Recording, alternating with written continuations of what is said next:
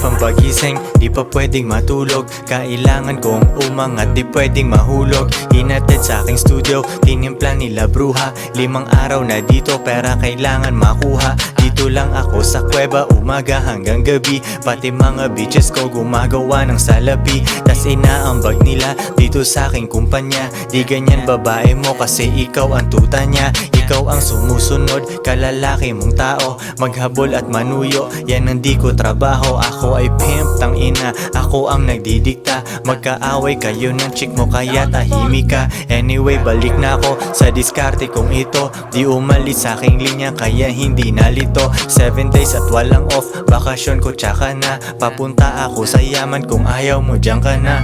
Pera, money, kwarta sa utak, puso't bulsa. Kung walang tutulong sa akin, kukuhain mag-isa. Kung ayaw mong sumunod, edi dun ka sa iba. Bitch, ano ba ang akala mo? Hahabulin kita? No.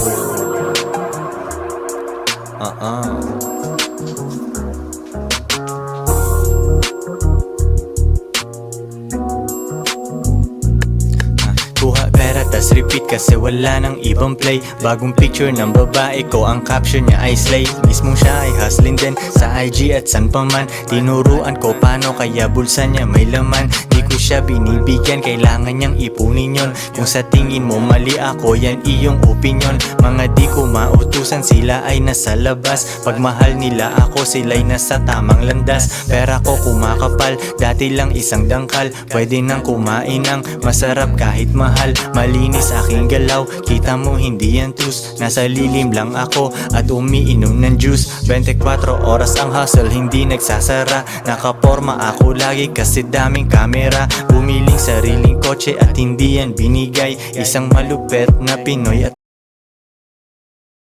Patay to. Patay to. Agar. Nakaka sa inyo. Okay, boy.